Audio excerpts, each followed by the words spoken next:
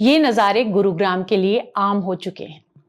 Monsoon से पहले तैयारियां होती हैं, मीटिंग्स होती है और करोड़ों का बजट लगाया जाता है, लेकिन जल भराव का स्तर घटने की बजाय लगातार बढ़ता जा रहा है। और ये सारा पैसा और ये दावे इस बाढ़ के पानी में बह जाते हैं। क्यों ये स्थितियां बदल नहीं पा रही हैं? प्रदेश को सबसे ज्यादा रेवेन्यू देने वाले शहर का ये हाल आखिर क्यों है? और सबसे बड़ा सवाल कि क्या वास्तव में जल भराव को गुरुग्राम में रोका जा सकता है? तो जवाब है नहीं। और यही हकीकत है। ऐसा सिर्फ हम नहीं कह रहे, तमाम रिकॉर्ड्स बता रहे हैं। विकास की आड़ी टेढ़ी चाल बता रही है और शहर का इंफ्रा बता रहा है, जिसमें शहर के जल निकासी के सारे रास्ते बंद हो गए हैं। आपने कभी सोचा है कि जिस शहर पर, जिस जिले पर, उसकी स्थिति पर पूरे देश नहीं पूरे विश्व की निगाहें रहती हैं, उसके जिम्मेदार लोग, अधिकारी, नेता सब इतनी लापरवाही क्यों दिखा रहे हैं? क्यों इसकी तस्वीर को सुधारने की कोई प्रयास नहीं कर रहे हैं? और क्यों करोड़ों रुपए के जो बजट लगाया जाता है उसके बावजूद शहर का यह हाल होता है कि हर पहली बरसात में शहर का रुतबा, इसकी दशकों से कमाई साख डूब जाती है? तो मैं बता दूं कि इसके पीछे अधिकारियों की लापरवाही और नेताओं की अनदेखी से भी ज्यादा इसमें हाथ है शहर की बेतरतीब और भ्रष्ट प्लानिंग का। स्थितियां इतनी आसानी से नहीं सुधारी जा सकती क्योंकि खामी इसके बेसिक इंफ्रा में है। उसके लिए बड़े स्तर पर प्रयासों की जरूरत है। ये कागजी कार्रवाई और खाना पूर्ति से काम नहीं चलेगा। तो प्रश्न ये कि आखिर क्यों नहीं हो सकता शहर जल जमाव से मुक्त?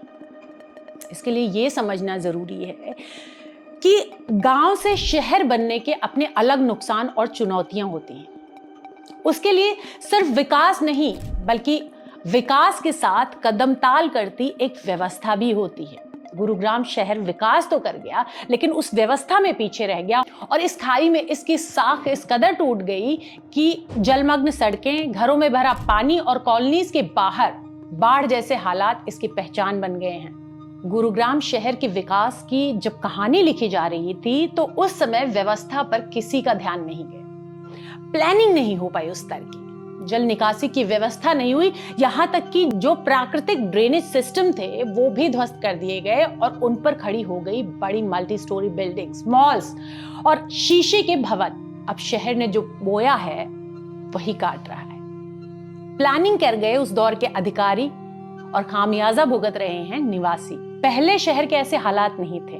मिनटों में बरसात का पानी बाहर निकल जाया करता था। साल 1989 हुडा यानी कि हरियाणा अर्बन डेवलपमेंट अथॉरिटी का गठन होता है और आधिकारिक तौर पर गुरुग्राम को शहरी क्षेत्र के रूप में नोटिफाई किया जाता है। फिर 1980 आता है। उस दशक में मारुति सुजुकी अपनी फैक्ट्री लगाती है, डीएलएफ जैसे बिल्डर्स अपनी प्राइवेट कॉलोनीज विकसित करने लगते हैं। 1991 में आर्थिक उदारीकरण के बाद दिल्ली एयरपोर्ट के पास होने का सबसे बड़ा फायदा गुरुग्राम को मिला।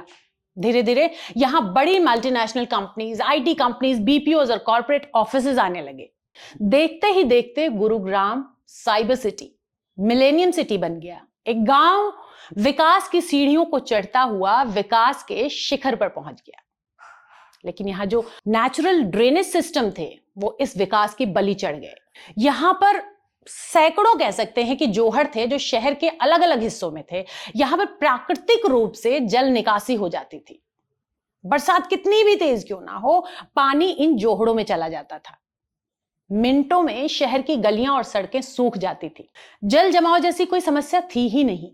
फिर ये जो विकास की आंधी आई है, इस आंधी में सभी जोहड़ पट गए, सारे बंध टूट गए, शहर की जल निकासी के सारे रास्ते बंद हो गए और नतीजा हुआ सड़कों पर जल जमाव, घरों के अंदर घुसता हुआ पानी, लोगों को परेशानी में डालती बरसात।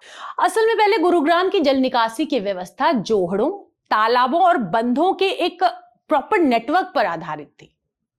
अगर वन विभाग का माने तो वन विभाग के 1958 से पहले के रिकॉर्ड में गुरुग्राम, फरीदाबाद और मेवात के आसपास के जो क्षेत्र थे उसमें 118 बंध दर्ज थे।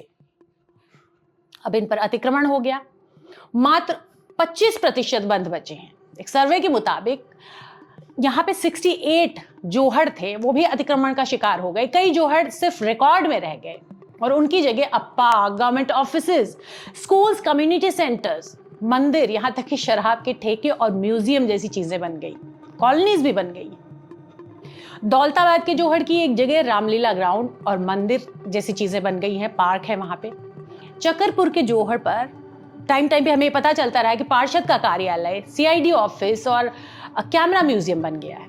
इसी तरह से सराय अलावर्दी में पुराने पॉन्ड की साइड पर कम्युनिटी सेंटर, पीएचसी और पार्क जैसी चीजें बन गई। वहां पे एक स्कूल भी है। इसी तरह से सिकंदरपुर घोसी में जोहड़ की जमीन पर कभी शराब का ठेका तो कभी बूस्टिंग स्टेशन पता चलता है। जो पुराने गुरुग्राम है उसमें कार्टरपुरी है। कई जोहड़ों की जगह धार्मिक स्थल, कम्युनिटी हॉल और इसी तरह से कॉलोनीज बन चुकी हैं। अब अंधी विकास की कहानी इस बेतरतीबी की स्याही से लिखी जाएगी तो स्थितियां तो ऐसी ही होंगी ना। न जोहड़ बचे हैं, ना तालाब और ना ही बंद। ऐसे में बरसात का पानी आखिर कहां जाएगा? पॉश सोसाइटीज में, लोगों के घरों में और सड़कों पर जमा होकर ये थोथे विकास की पोल ही तो खोलेगा ना। क्योंकि निकासी के तो सारे रास्ते तथाकथित विकास ने बंद कर दिए हैं। अगर शहर को जल जमाव मुक्त होना है तो इन कागजी बातों से, इन थोथे वादों से काम नहीं चलेगा।